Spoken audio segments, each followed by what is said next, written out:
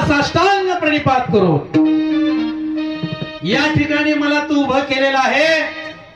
4 वेद 6 शास्त्र 18 पुराणे 14 विद्या 64 कला याच्यातलं कणभर का होईना या सगळ्यापेक्षा माझ्याकडे ज्ञान जास्त आहे अशी तुझी श्रद्धा आहे.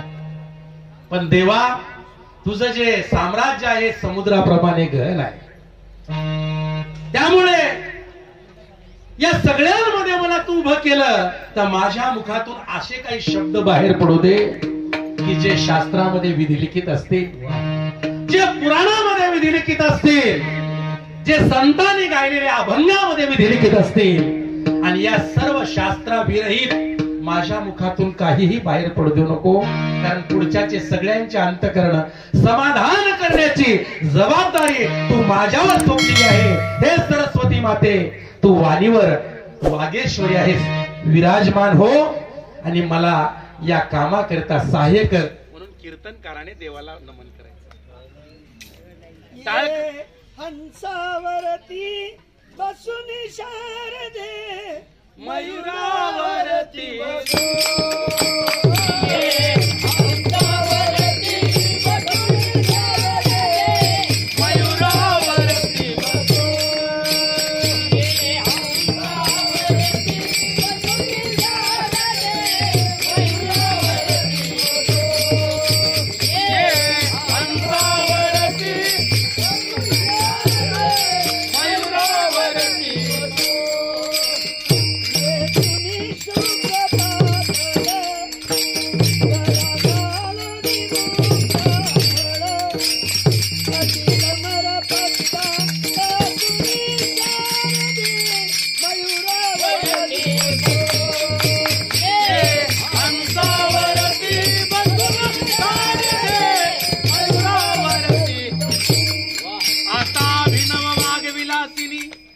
चातुर्यार्थ कला कामिनी ते विश्वरूपम मोहिनी शारदा नमिली.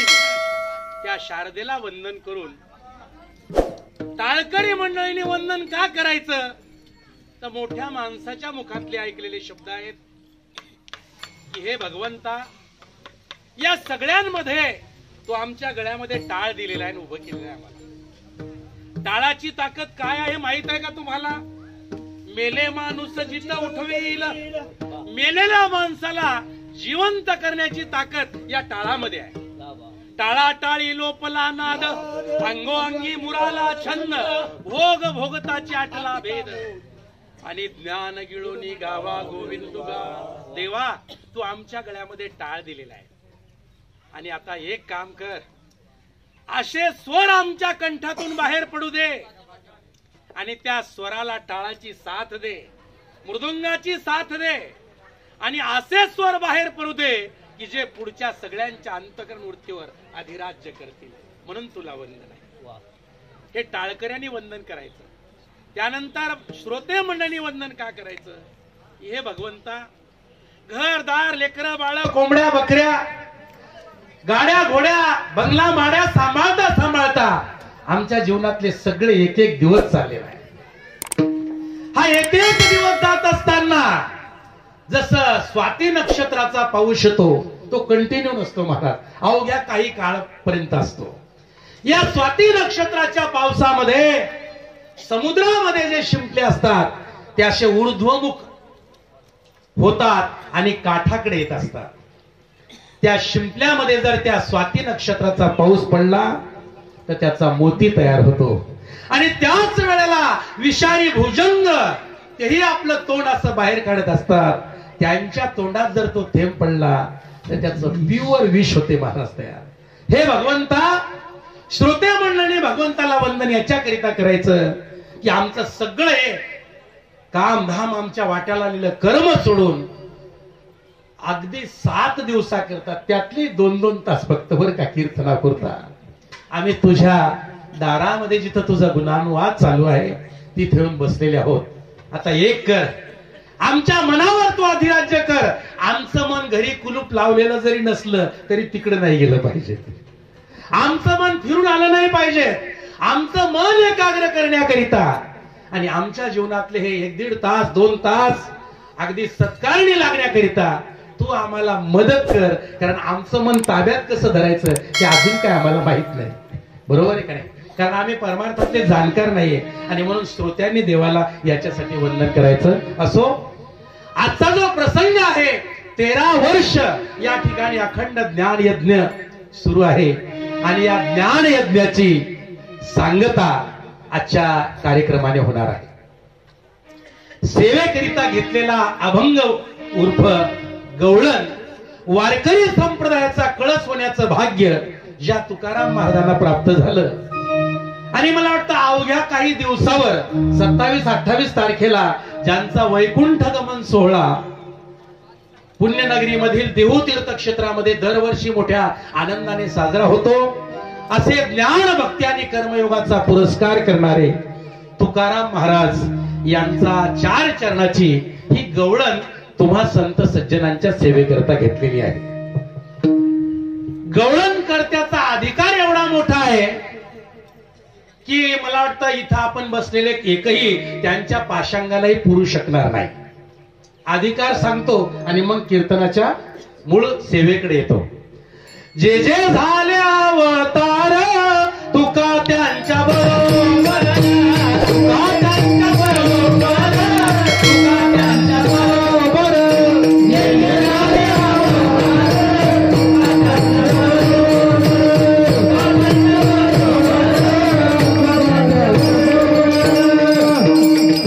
त्यांच्या बरोबर, जे जे झाले अवतार तुका त्यांच्या बरोबर, दुर्जनाच्या नाशाकरिता आणि सज्जनांच्या संरक्षणाकरिता भगवान परमात्म्याने आतापर्यंत जेवढे अवतार घेतले त्या प्रत्येक अवतारामध्ये तुकाराम महाराज हजर होते.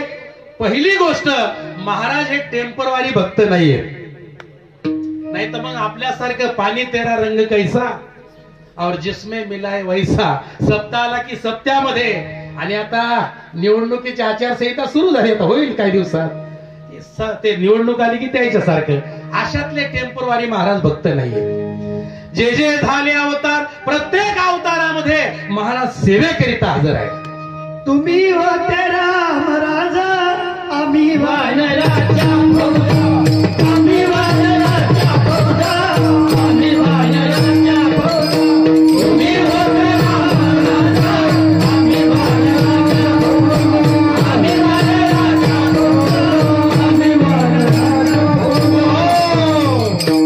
श्रीमद भागवताच्या अनुषंगाने जर विचार केला तर भगवंताने 24 अवतार धारण केले. संत वाङ्मयाच्या अनुषंगाने जर विचार केला तर अंब ऋषी कारणे 10 अवतार घेतली. या 10 अवतारातलं महाराजांनी प्रमाण घेतलं. तुम्ही होता राम राजा, प्रभू राम रूपामध्ये होते आणि आपण वानरामध्ये होतो, त्याही वेळेला होतो आणि आजही वानर होतो म्हणून तरी इथं आलो. वानराच्या रूपामध्ये जर आपण नसतो, वा म्हणजे चांगला आणि नर म्हणजे पुरुष, जे चांगले आहेत ते इथं आलेले आहेत. महाराज निवडक आहेत, निवडून आणलेले आहेत आणि म्हणून या ठिकाणी संत वाङ्मयाचा अनुषंगाने जर विचार केला तर 10 अवतार महाराज सांगतात. आणि नामदेवरायाच्या काकडारतीच्या अभंगाचा जर विचार केला तर मग मात्र तिथं अनंत शब्द आहे. अनंत अवतार घेसी भक्ता कारणे, घेसी भक्ता कारणे, कनवालो कृपालो, कनवालो कृपालो, दुनिया लागे उतरले. अनंत अवतार घेसी भक्ता कारणे, घेसी भक्ता कारणे, कनवालो कृपालो, कनवालो कृपालो, दुनिया लागे उतरले. अनंत अवतार घेसी भक्ता कारणे. भगवान परमात्म्याने आपल्या भक्त मंडळी करिता अनंत अवतार घेतले. अनंत या शब्दाचा अर्थच म्हणजे त्याचं मोजमापच करता येत नाही. या सृष्टीवर सूर्य एक आहे, चंद्र एक आहे, पण तारे किती आहेत असा जर प्रश्न केला तर मोजता येतील का? समुद्रामधलं पाणी किती लिटर आहे मोजायचं जर ठरलं तर मोजता येईल का?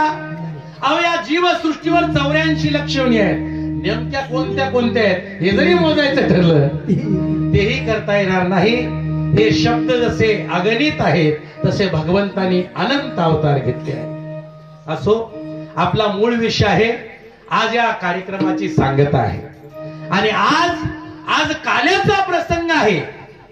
आता भगवंताने आतापर्यंत जेवढे अवतार सांगितले त्या सगळ्या अवतारामध्ये फक्त 2 अवतारामध्ये काला केला. एक म्हणजे आता यांनीच जे प्रमाण घेतलं त्याच्या नंतरचा अवतार, कारण 7वा अवतार प्रभू रामचंद्राचा मर्यादा पुरुषोत्तम आणि 8वा अवतार भगवान गोपाल कृष्णाचा. 8व्या अवतारामध्ये भगवान परमात्म्याने मथुरा, वृंदावन आणि गोकुळ या परिसरामध्ये अवतार कार्य केलं. आणि यमुनेच्या वाळवंटामध्ये जे वाळवंट बरवं आहे, जे वाळवंट नीट आहे आणि जे वाळवंट उत्तम आहे अशा वाळवंटामध्ये काला केला. तोच परमात्मा ज्या वेळेला बौद्ध रूपामध्ये आपल्या धर्मपत्नीच्या शोधाकरिता आला, कारण रुक्मिणी माता ज्या वेळेला रुसून दिंडीर वनामध्ये आल्या त्यावेळेला तिच्या शोधाकरिता मोरे महाराज पांडुरंग परमात्मा आले बर का. आता जगाच्या पाठीवर बायको किती श्रेष्ठ असते आणि बायकोकरिता किती लोक वेडे झाले होते. देवादिकाची कथा आहे. प्रभू रामचंद्राने आपल्या धर्मपत्नी करिता झाडाला मिठ्या मारल्या रडले राम. कुणाकरिता? सीता मातेकरिता. कारण ती क्षणिक सुखाची कांता आहे, नाही तर जन्मोजन्मीची माता आहे. हो, चांगला विचार जर केला तर भगवान महादेवाने पहिलं जे ज्ञान सांगितलं या जगाच्या पाठीवर ते स्वतःच्या बायको प्रित्यर्थ सांगितलेलं आहे. आदिनाथ उमा बीज प्रगटले मच्छिंद्रा नाधले चांगला विचार जर केला तर तसं प्रभू रामचंद्र आपल्या धर्मपत्नी करिता वन भटकले. रावणासारख्या, कुंभकर्णासारख्याचा नाश केला आणि धर्मपत्नीची पुन्हा एकदा प्राप्ती केली किंवा ती धर्मपत्नी प्राप्त केली. तसेच भगवान गोपाल कृष्ण ज्या वेळेला रुक्मिणी माता रुसल्या आणि रुसून निघून आल्या इकडे दिंडीर वनामध्ये, त्यावेळेला पांडुरंग परमात्मा तिच्या शोधाकरिता आले. आणि आल्याच्या नंतर ते दृश्य होतं पुढचं. जगामधला सगळ्यात मोठा संत, सगळ्यात मोठा भक्त, ज्याचं नाव आहे भक्त पुंडलिक. तो पुंडलिक काय करत होता त्या ठिकाणी महाराज? तर आई वडिलांची सेवा करत होता. आणि ती आई वडिलांची सेवा जगनानंद कंद परमात्म्याने पाहिली आणि त्या सेवेवर परमात्मा खुश झाले आणि पुंडलिकाला हकार दिला की पुंडलिका मी आलोय. पुंडलिकानं तिथं वीट होती असं म्हणतात. ती वीट घेतली आणि अशी मागे भिरकावली. आता जिथं पुंडलिकाचं मंदिर आहे तिथून त्यानं वीट भिरकावली. आता परमात्माच्या विटेवर उभा आहे. ती जागा बघा साधारणतः अर्धा-पाऊण किलोमीटर असेल. काय ताकद असेल पुंडलिकामध्ये? बसल्या बसल्या वीट अशी मागे टाकायची. हा महाराज, एवढ्या ताकदीवर पुंडलिकाने देवाला सांगितलं, देवा तुम्हाला जर वेळ असेल तर उभे राहा, माझी अजून सेवा चालू आहे. आणि त्या पुंडलिका भेटी परब्रह्म आलेगा. त्या परब्रह्माने एकदा काला केला. या या विठूचा गजर हरी नामाचा जेता रोविला. विठूचा गजर हरी नामाचा जेता रोविला. या या विठूचा गजर हरी नामाचा जेता रोविला.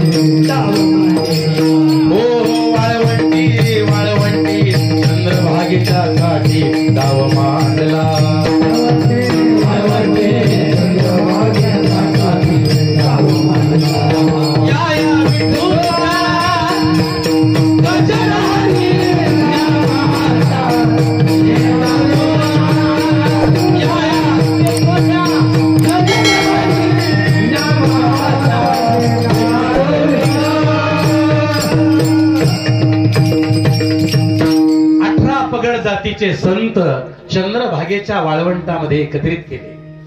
त्यामध्ये शिंपी समाजाचे नामदेव महाराज आहेत. त्यामध्ये ब्राह्मण समाजाचे ज्ञानोबा आहे, त्यामध्ये कुंभार समाजाचे गोरोबा काका आहेत, त्यामध्ये माळी समाजाचे संत सावता महाराज आहेत, आदी करून महार समाजाचे चोखोबा आहे, चोखोबाचा संपूर्ण परिवार आहे.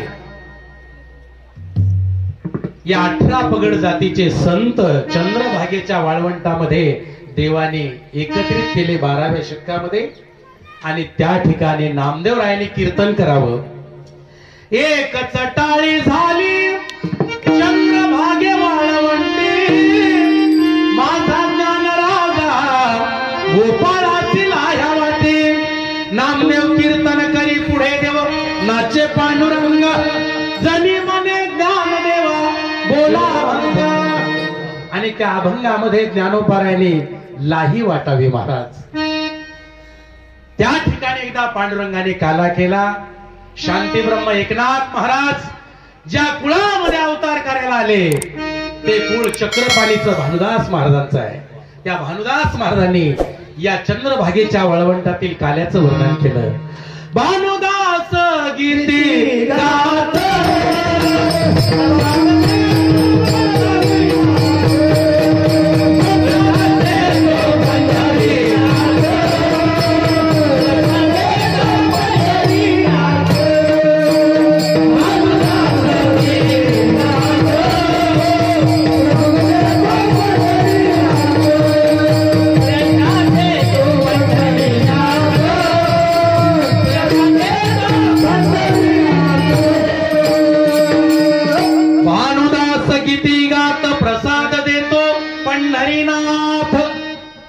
म्हणजे पहिला काला करण्याचा अधिकार देवाला आणि दुसरा काला करण्याचा अधिकार आहे संतांना.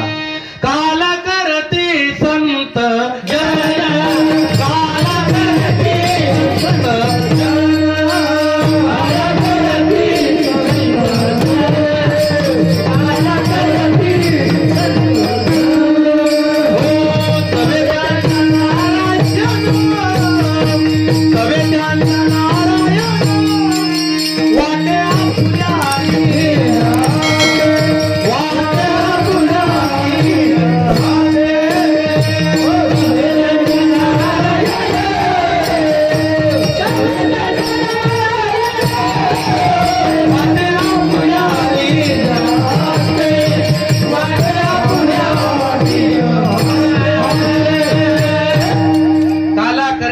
पहिला अधिकार देवाला आहे आणि दुसरा अधिकार संत महात्म्यांना आहे. काला करती संत जन सभे त्यांच्या नारायण, वाटे आपुल्या निज हस्ते. पण संत महात्म्य जो काला करतात तो काला सेवन करण्याकरिता भाग्याचा तो पावे ते. लाही शीत लागे हाती दोष रानो राणीचे पळती. निळा मने शिराचा बुंद लागता पावे ब्रह्मानंद. संत महात्मे जो काला करतात या काल्यातला एक शीत एक बुंद जरी आपल्या हातात लागला तरी ब्रह्मानंद प्राप्त होण्याची ताकद या काल्यामध्ये आहे. आणि मला वाटतं याच परंपरेमधील याच मालिकेमधील स्वानंद सुख निवासी सच्चिदानंद संत श्रीपाद बाबा आणि संत रामदास बाबा यांच्या कृपेनं हा काला चालू आहे. विठ्ठला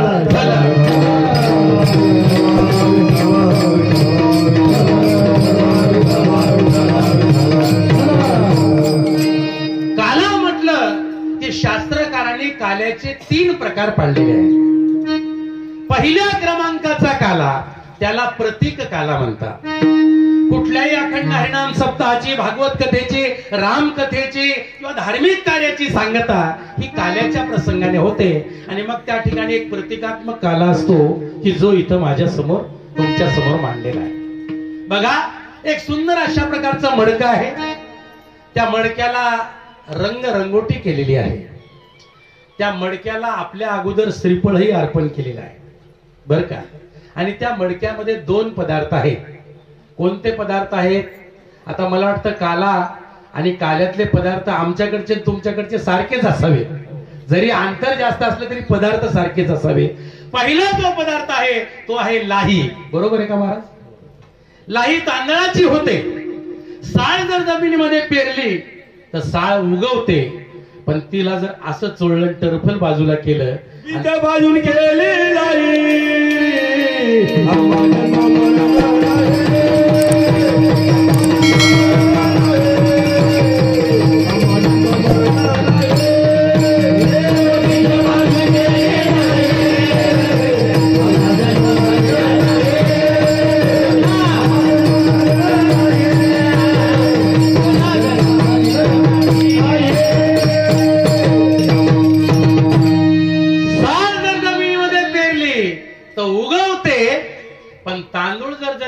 पेरला तर उगवतो का?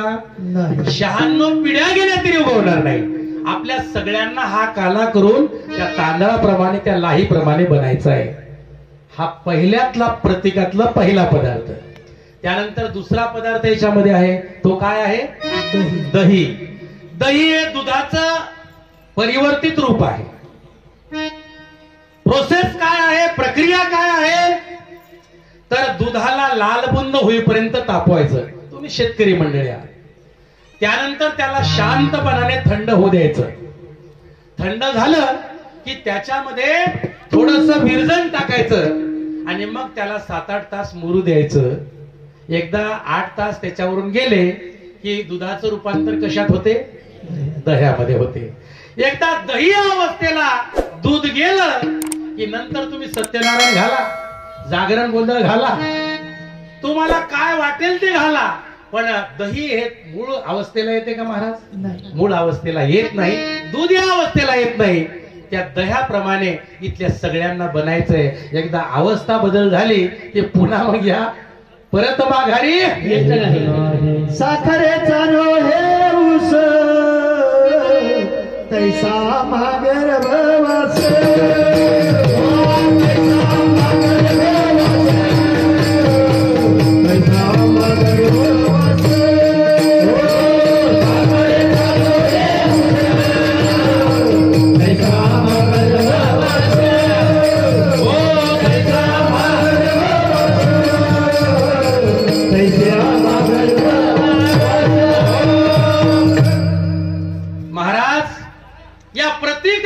माध्यमातून तिसरं जे आहे ते मडकं आहे मातीचं. मडकं म्हणजे तुमच्या माझ्या प्रत्येकाचं शरीर आहे. हे मडकं जसं मातीपासून निर्माण झालं तसं हे शरीर सुद्धा मातीतूनच निर्माण झालेलं आहे. आणि म्हणून ज्या मातीतून हे निर्माण झालं त्या मातीत एक दिवस हे मिसळणार आहे. भाग्यवान आहे हे मडकं जे काल्याच्या कीर्तनात सगळ्याच्या वर येऊन बसलं नाही का? कारण अमळनेरमध्ये असे मडके विकणारे कुंभार भरपूर येत असतील. काहीच्या घरामध्ये वयोवृद्ध माणसं असतात. इतके वयोवृद्ध होतात की बापू त्यांना आता उठता सुद्धा येत नाही. मग त्यांच्या लघवीकरिता त्यांच्या शौचाकरिता काही मडकी वापरली जातात. ती मडकी बाजूच्या खाली असतात.